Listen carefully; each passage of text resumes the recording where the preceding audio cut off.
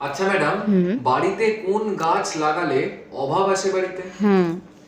আজকে এমন একটা গাছের নাম আমি বলবো যে এই গাছটা যদি আপনার বাড়িতে লাগান বা বাড়িতে আছে, তাহলে কিন্তু আপনার জীবনে একের পর এক অভাব আর দুঃখ কিন্তু আসবেই। এটা শুনে হয়তো আপনারা অবাক হবেন, কিন্তু এটার জন্য আমি একটা রেমেডি আপনাদের বলেও দেবো।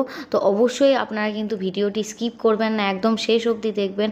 আর এরকম ধরনের অ্যাস্ট্রোলজিক্যাল ভিডিও যদি আপনারা পেতে চান, তাহলে অবশ্যই আমার চ্যানেলটিকে কিন্তু সাবস্ক্রাইব করবেন। আর তার সাথে সাথে যাদের এই জীবনে প্রবলেম আছে এবং তাদের উপকার হবে, তাদের সাথে অবশ্যই ভিডিওটি শেয়ার করবেন। আর কমেন্টে কিন্তু জানাতে ভুলবেন না যে আপনাদের বাড়িতেও কি এই গাছটা আছে।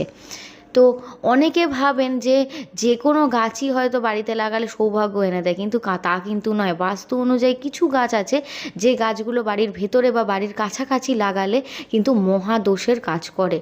তার মধ্যে এক নম্বর হচ্ছে, সেটা হচ্ছে তেঁতুল গাছ। বাড়িতে যদি আপনি তেঁতুল বা ট্যামারিন ট্রি লাগান, একে কিন্তু শাস্ত্রেও বলা হয় আত্মিক শক্তি হ্রাসকারী গাছ। এর ফলে কি হবে, মেনলি আপনার টাকা পয়সার ক্ষতি হবে, অসুখ বিসুখ দেখা যাবে, এছাড়াও বাড়িতে চুরির মতো জটিলতার শুরু হবে। এছাড়াও এই গাছ না রাশিতে, মানে নেতিবাচক গ্রহ যেগুলো আছে, লাইক রাহু, কেতু, শনি, এই গাছ, এই প্ল্যানেটগুলোকেও না প্রচণ্ড বেশি না অ্যাক্টিভ করে দেয়। এর ফলে কী হবে, বাড়িতে কিন্তু আপনার সব সময় প্রবলেম লেগেই থাকবে। তাহলে আপনার বাড়িতে যদি এই গাছ আগে থেকেই লাগানো থাকে, আপনি কি করতে পারেন, অবশ্যই শনিবার দিনকে আপনি কোনো গরিব মানুষকে কালো তিল আর কাপড় দান করুন। আর তার সাথে রোজ আপনি কিন্তু ভগবানের কাছে এই মন্ত্রটি বলতে পারেন, সেটা হচ্ছে ওং দুর্বারিণেই নমঃ।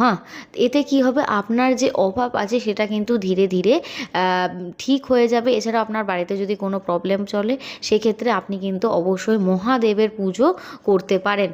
তো আমাকে অবশ্যই এই ভিডিওর কমেন্টে জানান যে আপনার বাড়িতেও কি এই গাছ লাগানো আছে। তাহলে কিন্তু আজই সাবধান হয়ে যান, আর তার সাথে সাথে অন্য মানুষেরও উপকার করুন এই ভিডিওটি শেয়ার করে। আর আমাকে কিন্তু অবশ্যই এই চ্যানেলটিকে সাবস্ক্রাইব করে আমার এই ভিডিওটিকে কিন্তু অবশ্যই লাইক করে দেবেন।